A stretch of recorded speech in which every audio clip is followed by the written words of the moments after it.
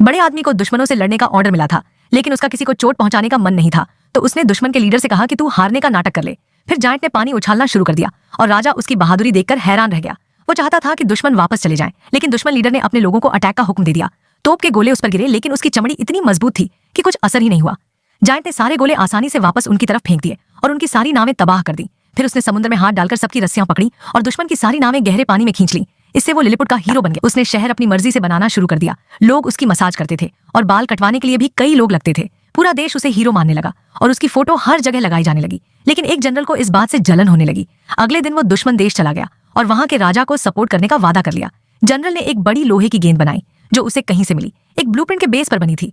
शुरू में बड़ा आदमी इसे सीरियसली नहीं लेता, लेकिन जब उसने मजाक उड़ाया तो जनरल को गुस्सा आ गया। जनरल ने उस बॉल को कंट्रोल किया और वो एक रोबोट में बदल गई जो जायंट से भी बड़ा था। बड़ा आदमी थोड़ा डर गया और भागने की कोशिश करने लगा, लेकिन जनरल ने उसे पकड़ लिया। वो इतना डर गया था कि माफी मांगने लगा, जिससे लिलिपुट के लोग बहुत निराश हुए।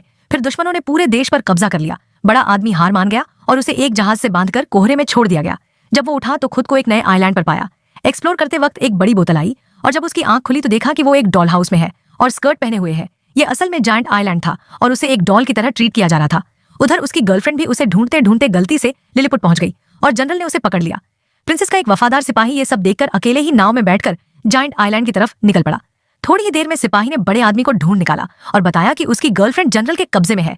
ये सुनकर उसने ठान लिया कि अब वो उसे बचाएगा। उसने पायलट का पैराशूट निकाला, छत से कूद पड़ा और जायंट आइलैंड छोड़ दिया। फिर वो वापस लिलिपुट आया, गर्लफ्रेंड को ढूंढा और राजा को भी बचा लिया।